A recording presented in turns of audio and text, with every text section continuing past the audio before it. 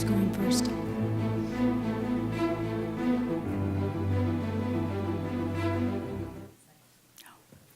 Good evening. My name is Michelle Krasowski, Librarian Specialist in Support of Adult Services for the Contra Costa County Library. On behalf of the Contra Costa County Library, I want to welcome you to tonight's forum. We have worked closely with the West County League of Women Voters, the County Elections Department, and CCTV to bring the program to our community. It will stream live on Facebook and will be available online after the program on the Library and County Elections Department websites, as well as the League's Voters Edge website. Please join me in welcoming our moderator for this evening, Tyra Wright from the West County League of Women Voters. Ms. Wright serves on the board of the West County League.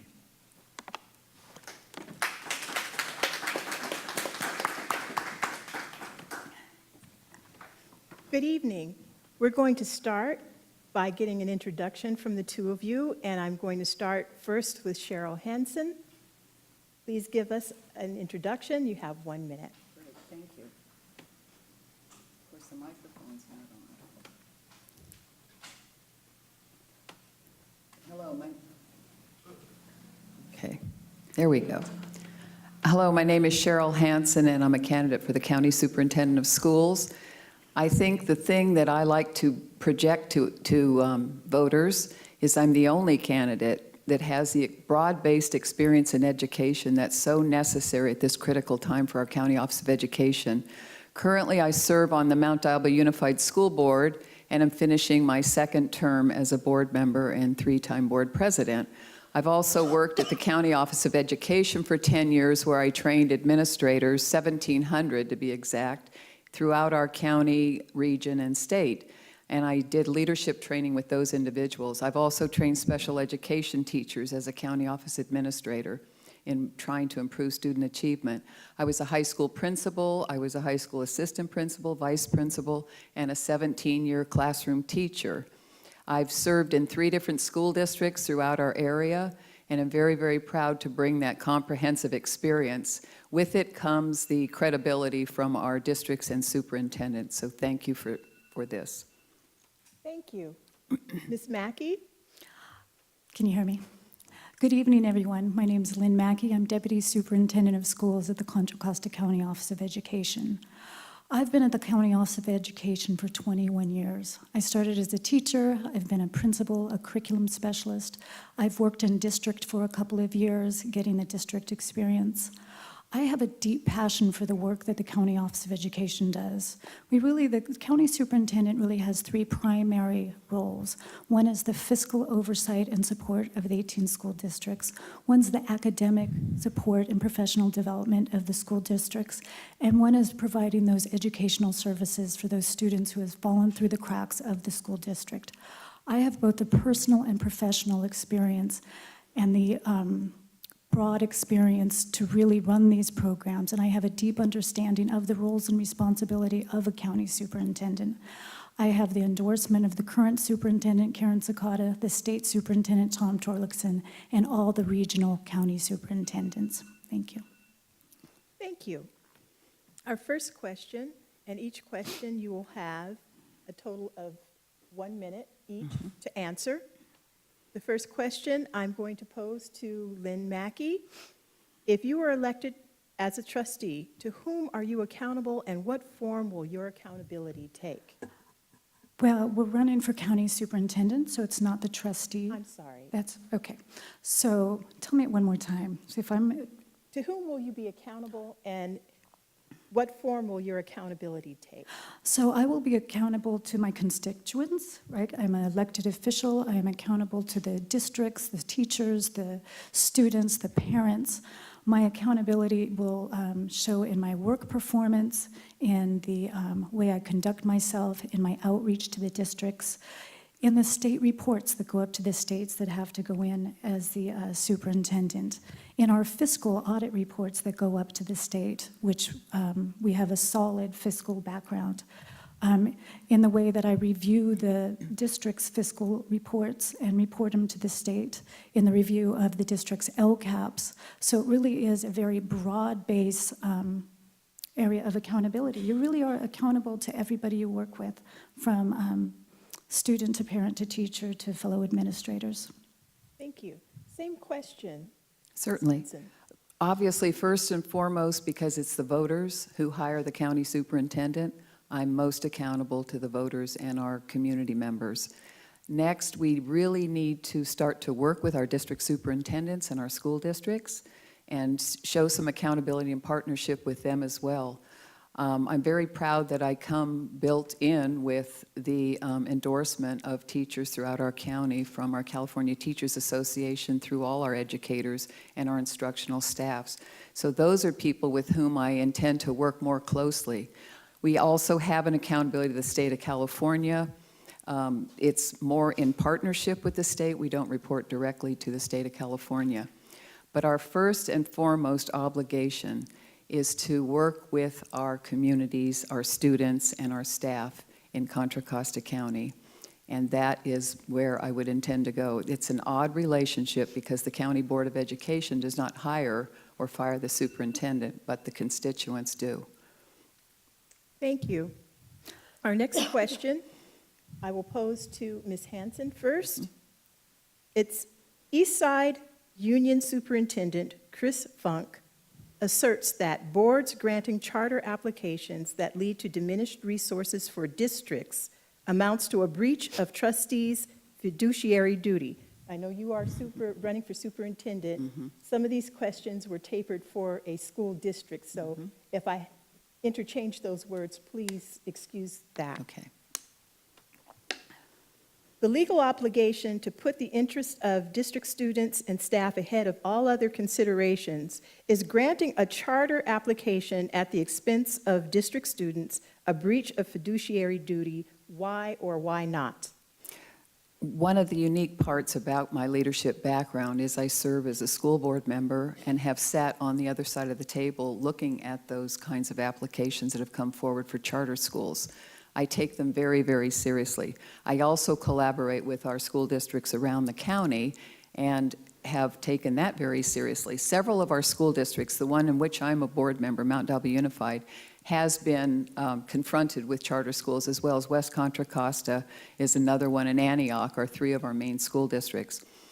The dilemma with charter schools is the lack of accountability that has occurred and the lack of real active oversight. Our County Office of Education has dropped the ball in terms of oversight with our charter schools, and there are a number of them that they have approved and need to come in and help oversee those in support of school districts. But it is something that I've talked about with other board members. There is an impact on our school districts, and we really need to take a serious look at how to kind of curb some of those charters. Thank you. Same question, Ms. Mackey. So the role of the superintendent is very distinctly different from the role of a board member, and the role of a district board member is very distinctly different from the role of a county board member. That being said, you know, I really do believe, it is my opinion that charter schools really should be approved on a local level. I really do believe that. I really do think that the intention of a charter school, like the original intention of the charter school to have community engagement and have parent and teachers really want to change things, is about a local level decision.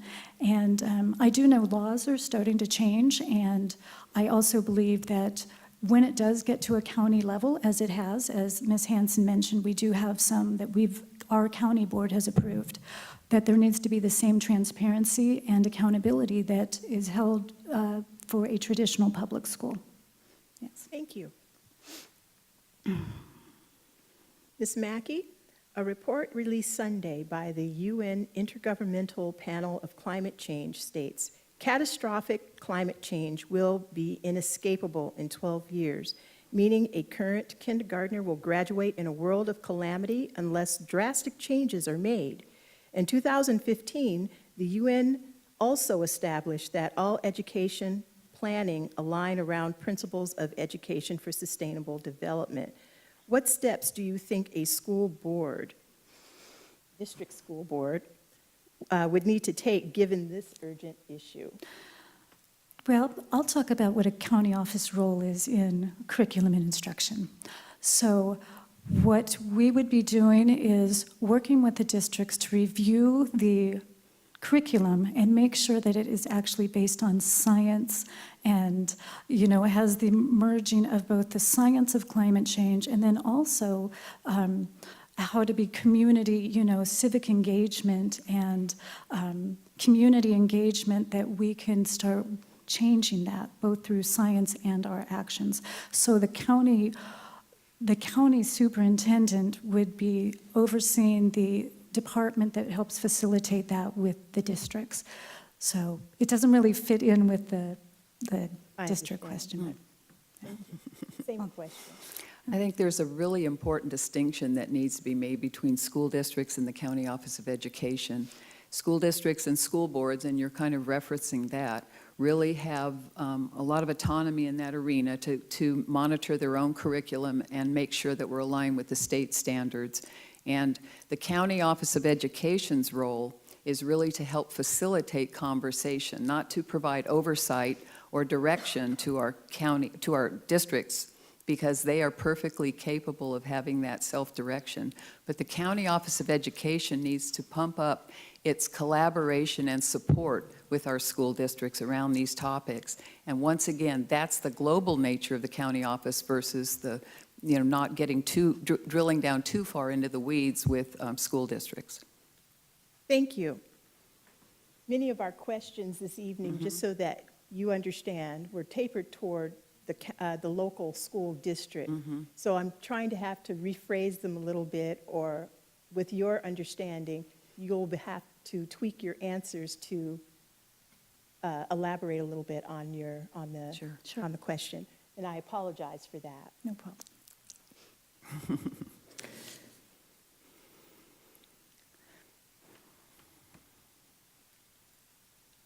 Tracking students' academic performance and behavior, once a dominant practice, fell out of favor for classrooms inclusive of the full student spectrum. Yet evidence suggests tracking can improve outcomes for higher performing students. A 2014 paper by the UCB economist David Card showed the students in a large urban district benefiting most from academic tracking were disadvantaged students of color initially performing above the median. The gains this group showed were equal to those of comparable students in high-performance charter schools. Other research supports these findings. Now, being that you are dealing with this on a more of a global, if you will, I guess that's the right term to use, rather than being specific as a school board, what, if ever, is an academic behavioral tracking? When is it actually justified? Or should it be justified? I'm not sure if that's a good question for you or not, but if you can do your best with answering that, and we'll start with Ms. Hansen. Okay, academic tracking, what you're referencing goes back decades, and it is something that we moved away from once we got into the state standards and wanted to raise academic performance for our students. The way tracking has often worked is it can hinder student progress. So what we've focused on more in education over the last probably 20 years is on better instructional strategies, better intervention for our students. And what I've found over years of training teachers, training administrators, is lowering expectations is not what helps students be successful. Working with where I did at a continuation high school as well, they often come in with a sense of failure and being pushed out of the system. Raising expectations for those students and increasing the support is what really builds that self-esteem, because the self-esteem is a result of academic accomplishment. So what we learned was we are denying students frequently opportunities to be successful when what we really need to do is raise expectations and increase academic support. Thank you. Same question. So the term tracking has such a bad, really charged connotation. And really it is about having high standards for all students, whoever they are, wherever they come from. And then really thinking about really the whole child and the whole system, and thinking about, You know, there's a term now, multi-tiered systems of support, where you're looking at each child and each situation of how can we support them academically, how can we support them with their social emotional learning, how can we support them with their behavior learning. And it really is the role of the county superintendent and the county office. We're helping to facilitate those conversations in all the school districts. We are leading, we're a regional lead in the state for training school districts and teachers and teams to really focus on, so you're leveling the playing field and raising standards for everybody. You aren't putting people into different little boxes, and you're really looking at each student, what they need, and if you're meeting the needs of every student, then nobody's really being tracked. Thank you.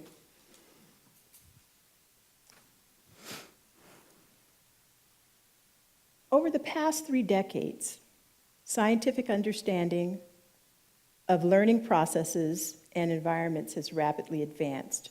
Yet this new science has little impact on the classroom, teacher preparation, or education policy.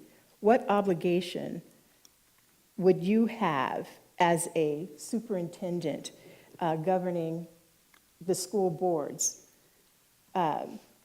if ever you would have to be able to help with the understanding in learning science research? How would you address the policy or practice contradicted by learning science?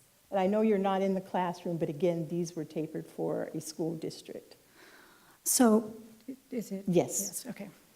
So first, I just want to clarify, the superintendent doesn't govern the school boards. I just want to clarify that. So really where I think that gets put into practice is the programs that we run supporting teachers, new teachers, really when we bring in the most relevant new research and we implement it with our incoming teachers. The County Office of Education runs a teacher induction program, so when we have new teachers come in, they work with us for the first 2 years, and though they might have gotten some of that in their teacher training, it's really when it's like boots on the ground, they're in the classroom, that's when you really need to do that work so that they can see it in practice. So, thank you. Thank you. Same question.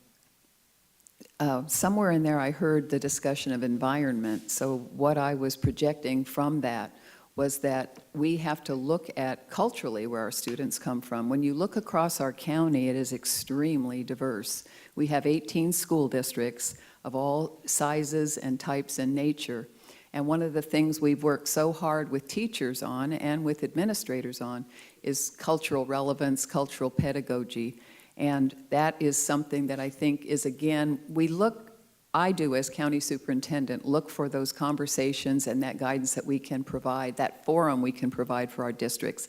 We cannot provide oversight to school boards and school superintendents.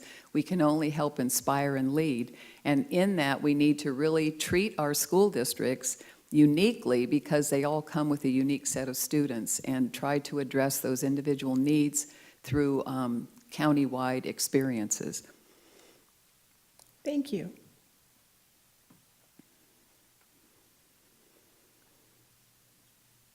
I'm not sure if I can ask this question, but I'm going to try.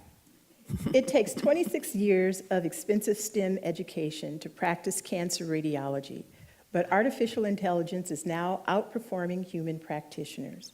Many other high-paying occupations will follow. The college premium, the amount an average college graduate earns above non-college graduates, is rapidly decreasing, while ballooning student debt is limiting life choices for millennials. With these rapid societal changes occurring, what should be the purpose of an education coming from our county schools, and what guidance should we provide the students? And again, I understand that you're not in the classroom or on the local school board, but can you do your best to answer the question, starting with Ms. Hansen? Actually, I am in the classroom regularly, and I am on a local school board, and I do kind of get all those worlds. What I've worked toward, and there's so many pieces in what you've just asked, and several of them I just want to grab really quickly. One of them was college tuition, which is an issue. I've said to many of our community, we've spent a long time focusing on college, and now we are focusing on careers as well, and looking for those opportunities to partner with our businesses and find ways for our students not just to go directly to college, but to go also into the trades or vocational work, because there's a need out there.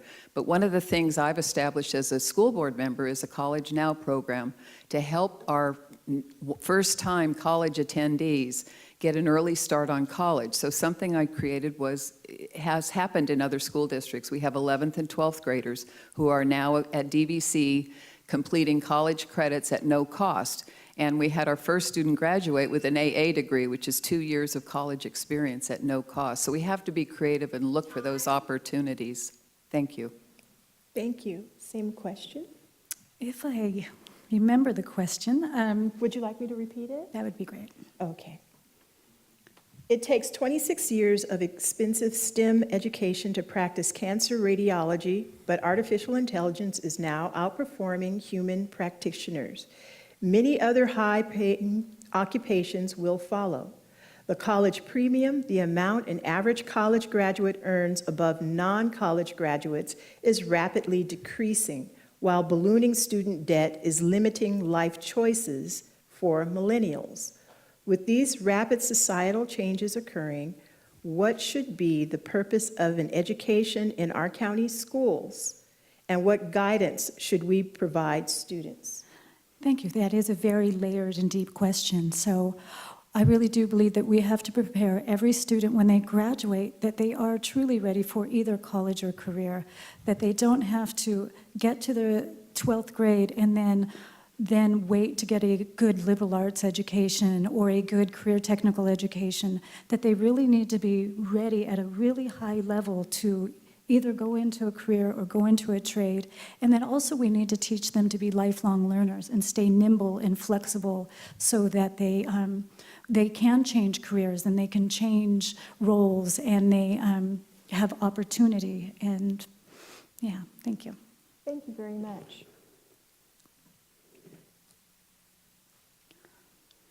I'm going to ask this question, and it probably should have been the first question, but it will be the last. Okay. Explain what the county superintendent does and the job of the county education office, starting with Ms. Mackey. I have 2 minutes. Okay. Is this our closing also? No. Okay. Thanks, B. So, and I touched on it in my opening, so the county superintendent of schools is really the chief operating officer of the county office of education. The county office of education has, it's a constitutional role. It's really governed by Ed Code and the Constitution. The superintendent, does the oversight, fiscal oversight and approval of the district budgets.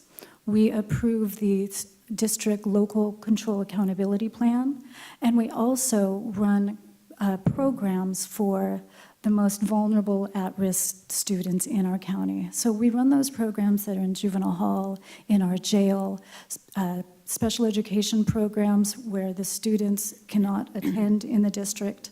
And then everything else we do is kind of like gravy, because those are the things we have to do as the superintendent. And then we also do some amazing work like early childhood education and teacher induction programs and working with principals. And that is all by choice. That is all by working together with the districts and deciding what are the priorities of our county. And it's about reaching out, and they've decided on numerous occasions, we'll get back together and do we want to run a community school program? Yes, the districts want us to run a community school program. Should we run special education programs? Right now, that answer is yes. You know, other county offices do not run special education programs. And then those programs that are mandated, those ones in juvenile hall, and those are the things that, you know, my heart and soul goes into those programs. I was one of those kids. I dropped out in the 8th grade and went back to school as an adult, and I started working at the County Office of Education in our jails and became a principal in our juvenile hall. And I just think that those kids need all the same educational services and rights that all the kids in the districts do. So that's a little snapshot of what county superintendent does. Thank you. Thank you. Ms. Hansen, same question.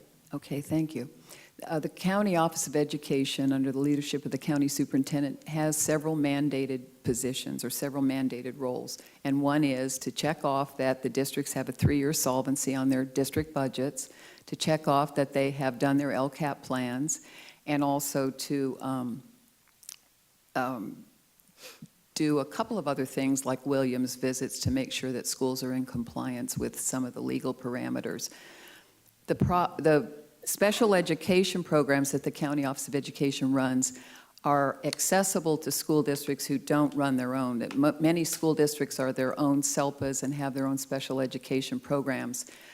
From a district perspective, I can say I've worked at the County Office of Ed for 10 years, as well as school districts, several school districts. From the district perspective, the gravy that Ms. Mackey mentions is actually part of the meat that the districts want. What the districts want is more of that kind of support. So districts have pulled away from the County Office of Education, unfortunately, and turned to non-public school placements. The cost for educating special education students at the county has doubled and tripled in costs, and school districts no longer turn to the county office regularly for those services. So it really has to be a shift over to understanding that one of the huge jobs of the County Office of Education is to be a service provider. And when I worked with Dr. Ovick, I would say, you have a choice. Do you want to be a service provider or a disservice provider? And he wanted to be a service provider, which is to reach out to our school districts and help make those programs and services accessible. That was my job for 10 years, is really to provide that kind of training and support. And districts are eager to have that come back. And a creative, dynamic county superintendent who can bring in that kind of change is really going to make that happen, and that's what I intend to do. So thank you. Thank you very much. And now you will each have 2 minutes for a closing statement. And we will start with Lynn Mackey. Please, go ahead. So as I said earlier, everything in my personal and professional life really has brought me to this position. I've been at the county office for 21 years. I know every department in that county office. I worked directly with the districts. You know, Ms. Hansen had just said the districts are turning away from us right now. And you know, I would just say that is not true. We've been doing surveys and we've been working with the districts, and they really, you know, there's always room for growth. I totally believe in that. I believe in continuous improvement and progress and seeing what needs to come next and growing and advancing. And we're doing that at the County Office of Education. And I will reach out to all the districts and make sure that they feel that we are a service provider to them, and that they that our goals align with their mission, because a big priority is to be a service to the district. You know, I have a strong love and a strong passion for the County Office of Education. I believe that I have what it takes to lead them into the future. We don't want to go back. We don't want to go back to a time that Ms. Hansen was referring to, and a way of doing instruction and the development when she was there, you know, a decade ago. We want to go forward. We want to work with the districts as all the different mandates are changing with the priorities with the County Office of Education. And I have that experience. I have that experience as the deputy superintendent, and I can bring our county office and our districts forward. So thank you. Thank you. Ms. Hansen. Well, my dedication and passion is really for education, and that encompasses the County Office of Education, where it was less than a decade ago that I worked there, just to clarify that. And I have been actively engaged in education my entire career. So I am extremely knowledgeable about all our educational systems, from the classroom to the boardroom, as I say. I think that what we're talking about is not a time that's past. It's a time that the county office unfortunately let go of those services. And it's the future of the County Office of Education. Unfortunately, as a board member in Mount Alba Unified, I see the result of the county office's shrinking services and outreach to our districts. We have districts contacting the school district asking if they can place expelled children in our schools, if they can place special education students in our schools. We have districts coming over to our BITSA program for new teachers, asking if they can participate in the training with us. It has to stop that the school districts are not the service provider. The school districts really serve their communities and their students and their staff and their parents. But it has to become the County Office of Education that helps inspire and support and encourage those school districts with better services, with more creativity when it comes to cost and how those services are delivered. And we need to return to a time that is a collaborative time. Besides just being sort of a bureaucratic checklist of government requested services, we really need to be the inspirational educational leaders in this county office. And districts and superintendents are eager to participate in that. And one of the things that I bring is that credibility with superintendents. They know I understand the role of school districts. They know I understand the role of superintendent. They know I understand how to provide governance, and that is exactly the direction that we need to take in order to bring this county office forward. Thank you both very much for taking the time to be here this evening and for bearing with my questions. They were interesting. And I would like to thank Contra Costa Library, the County Elections Department, CCTV, and on behalf of the League of Women Voters, West Contra Costa County, thank you. My name is Tyra Wright. Good night. Thank you, Tyra. Thank you. Good job, Cheryl.